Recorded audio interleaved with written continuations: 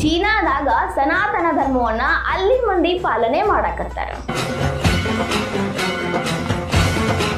ಅಂತ ಕಮ್ಯುನಿಸ್ಟ್ ದೇಶದೊಳಗ ಸನಾತನ ಧರ್ಮವನ್ನ ಯಾಕೆ ಫಾಲೋ ಮಾಡಕತ್ತಾರ? ಅಲ್ಲಿನ ಮಂದಿ ಅಲ್ಲಿದ್ದ ದೇವಸ್ಥಾನಗಳನ್ನ ರೀಓಪನ್ ಮಾಡಕತ್ತಾರ, ಪೂಜೆ ಮಾಡಕತ್ತಾರ, ಭಜನೆ ಮಾಡಕತ್ತಾರ, ರಾಮಾಯಣ ಮಹಾಭಾರತವನ್ನ ಚೀನಿ ಭಾಷೆ ಒಳಗನ ಓದಾಕತ್ತಾರ.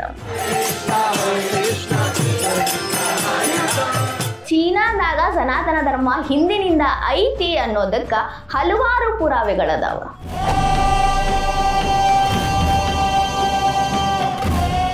ಚೀನಾದಾಗ ಇಡೀ ಒಂದು ಹಳ್ಳಿನ ಹಿಂದುತ್ವ ಸ್ವೀಕಾರ ಮಾಡೈತಿ. ಖರೆ ರೀ, ಕೇಡಿಯನ್ ಕ್ವಾಂಜಾ ಚೀನಾದ ಈ ಹಳ್ಳಿ ಒಳಗ ಹಿಂದೂಯಿಸಂ ಮತ್ತೆ ಚಾಲು ಆಗತೈತಿ. ಇದೇನು ಹೊಸದಾಗಿ ಚಾಲು ಆಗತೈತಿ ಅಂತಲ್ಲ, ಹಳೇ ಕಾಲದಾಗ ಹಿಂದೂಗಳು ಅಲ್ಲಿದ್ರು ಸನಾತನ ಧರ್ಮವನ್ನ ಫಾಲೋ ಮಾಡ್ತಿದ್ರು. ಇದು ಬೌದ್ಧ ಧರ್ಮ ಬಂದ ಮೇಲೆ ಹಿಂದೆ ಸರಿದಿತ್ತು. ಸನಾತನ ಧರ್ಮದ ಪರಿಪಾಲಕರು ಬೌದ್ಧ ಧರ್ಮಕ್ಕ ಕನ್ವರ್ಟ್ ಆಗಿದ್ರು. ಅದಾದ್ಮೇಲೆ ಈಗ ಮತ್ತ ಕ್ಷಿನ್ ಜಿನ್ಪಿನ್ ಕಾಲದಾಗ ಚೀನಾದಾಗ ಸನಾತನ ಧರ್ಮ ಮತ್ತೆ ಚಾಲು ಆಗತೈತಿ ಅಂದ್ರೆ ಆಶ್ಚರ್ಯ ಆಗ್ತೈತ್ರಿ. ಅದು ಹೆಂಗ ಆಗ್ತೈತಿ? ಕಮ್ಯುನಿಸ್ಟ್ ರಾಷ್ಟ್ರದೊಳಗ ಸನಾತನ ಧರ್ಮವನ್ನ ಯಾರಿಗೆ ಫಾಲೋ ಮಾಡಕತ್ತಾರ ಅನ್ನೋ ಪ್ರಶ್ನೆಗಳು ಹುಡ್ತಾವ.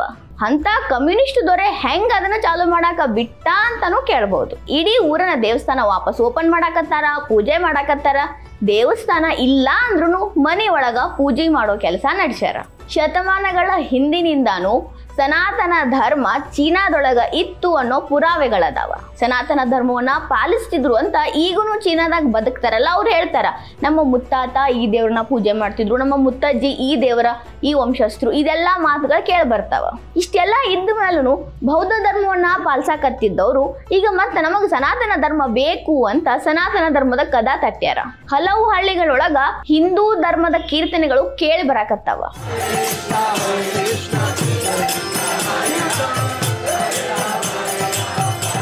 ಭಗವದ್ಗೀತೆ, ರಾಮಾಯಣ, ಮಹಾಭಾರತದಂತ ಮಹಾಪುರಾಣಗಳು ಚೀನಿ ಭಾಷೆ ಒಳಗ ಭಾಷಾಂತರ ಆಗಕತ್ತಾವ. ಅದನ್ನ ಮಂದಿ ಓದಾಕತ್ತಾರ.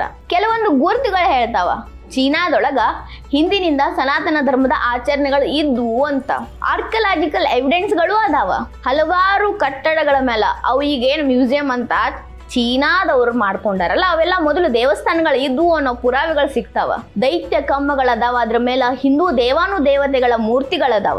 ಇದೆಲ್ಲ ಏನ್ ತೋರಿಸ್ತೈತಿ ಅಂದ್ರ ಚೀನಾದೊಳಗ ಹಿಂದೂಗಳಿದ್ರು, ಸನಾತನ ಧರ್ಮವನ್ನ ಫಾಲೋ ಮಾಡೋರಿದ್ರು, ಸನಾತನ ಧರ್ಮ ಚೀನಾದೊಳಗುನು ಇತ್ತು ಅನ್ನೋದು.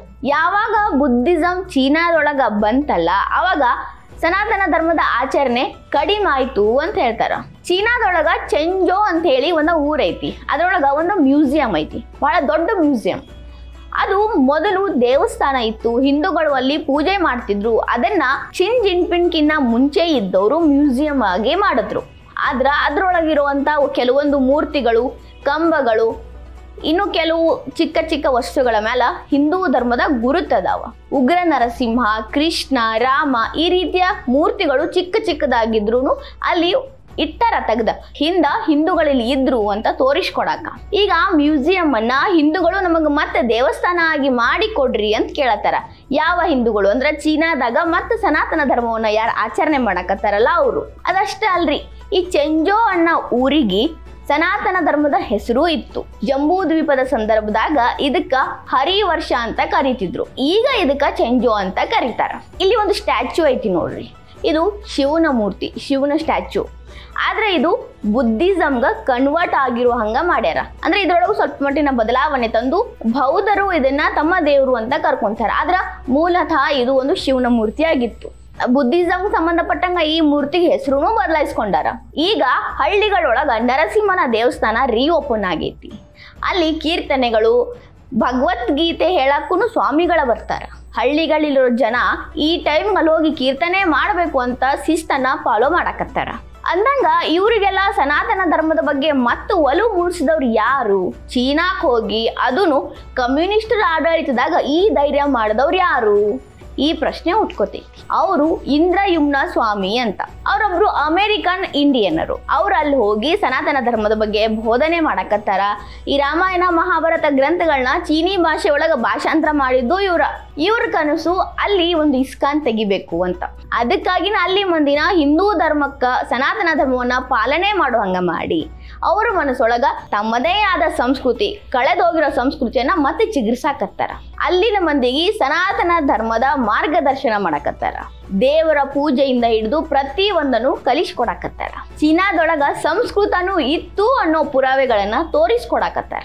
ಎಲ್ಲರಿಗೂ ಒಂದು ಪ್ರಶ್ನೆ ಬರ್ತೈತಿ, ಅಲ್ಲ ಇಷ್ಟೆಲ್ಲ ಆಗಾಕತ್ರುನು ಶಿ ಜಿನ್ಪಿಂಗ್ ಹೆಂಗ್ ಸಮಾಧಾನ, ಯಾಕೆ ಏನೂ ಕೇಳತ್ತಿಲ್ಲ ಅಥವಾ ಗೊತ್ತೇ ಆಗಿಲ್ಲೇನು, ಈ ರೀತಿ ಪ್ರಶ್ನೆ ಬರ್ತಾವ.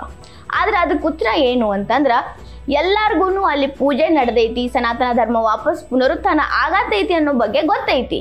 ಆದ್ರ ಅಲ್ಲಿ ಒಂದು ಸ್ವಲ್ಪ ಮಟ್ಟಿನ ಕಟ್ಟಳೆಗಳನ್ನ ಹೇರಿ ಅವರ ಆಚರಣೆಗಳಿಗೆ ಫ್ರೀ ಬಿಟ್ಟಾರ. ಚೀನಾವನ್ನ ಹಿಂದೂ ಯಾರ್ಯಾರೆಲ್ಲ ನಾಯಕರಾಳಿದ್ರು ಅವರ ಪೈಕಿ ಜಿನ್ಪಿಂಗ್ ಬೇರೆ ಬೇರೆ ಧರ್ಮಗಳ ಆಚರಣೆಗಳಿಗೆ ಒತ್ತು ಕೊಟ್ಟಾರ. ಇಲ್ಲಿ ಒಂದು ರೂಲ್ಸ್ ಮಾಡ್ಯಾರ ಅವರು, ನೀವು ಯಾವುದೇ ಧರ್ಮದ ದೇವರನ್ನ ಪೂಜೆ ಮಾಡ್ರಿ, ಆರಾಧನೆ ಮಾಡ್ರಿ, ಏನ್ ಬೇಕಾದ್ ಮಾಡ್ರಿ, ಆದ್ರ ಕನ್ವರ್ಟ್ ಆಗೋ ಹಂಗಿಲ್ಲ.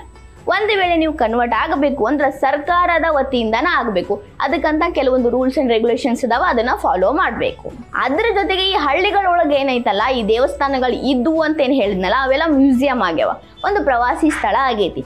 ಅದ್ರ ಮುಂದೆ ಇವರು ಪೂಜೆಗಳನ್ನ ಮಾಡಿದ್ರ, ಪೂಜಾ ಕಾರ್ಯ ವಿಧಿವಿಧಾನಗಳನ್ನ ನಡೆಸ್ಕೊಟ್ರೆ ಜನ ಇನ್ನಷ್ಟು ಇಂಪ್ರೆಸ್ ಆಗ್ತಾರ, ಪ್ರವಾಸಿ ಸ್ಥಾನ ಇನ್ನೂ ಒಂದು ಸ್ವಲ್ಪ ಇಂಪ್ರೂವ್ ಆಗ್ತೈತಿ ಅನ್ನೋದು ಅವರ ಒಂದು ಆಲೋಚನೆ. ಹಿಂಗಾಗಿ ನಾವು ಇದಕ್ಕೆ ಪ್ರಶ್ನೆ ಮಾಡುವಲ್ರು. ಸನಾತನ ಧರ್ಮದ ಪರಿಪಾಲನೆ ಯಾರು ಮಾಡಕತ್ತಾರಲ್ಲ ಅವ್ರಿಗೆ ಯಾವುದೇ ರೀತಿ ತೊಂದರೆನೂ ಕೊಡುವಲ್ರು. ಅದೇನ ಆಗಿಲ್ರಿ, ತಮ್ಮ ಪೂರ್ವಜರು ಆಚರಣೆ ಮಾಡ್ತಿದ್ದ ಸನಾತನ ಧರ್ಮವನ್ನ ಮತ್ತ ಈಗಿನ ಮಂದಿ ಆಚರಣೆ ಮಾಡಕತ್ತಾರಲ್ಲ, ಅದ್ರ ಒಲವು ತೋರ್ಸಾಕತ್ತಾರಲ್ಲ, ಅದು ಇಂಟ್ರೆಸ್ಟಿಂಗ್. ಈ ವಿಡಿಯೋ ನಿಮಗೆ ಇಷ್ಟ ಆಗಿದ್ರೆ ಲೈಕ್ ಮಾಡ್ರಿ, ಶೇರ್ ಮಾಡ್ರಿ, ಕಮೆಂಟ್ ಮಾಡ್ರಿ.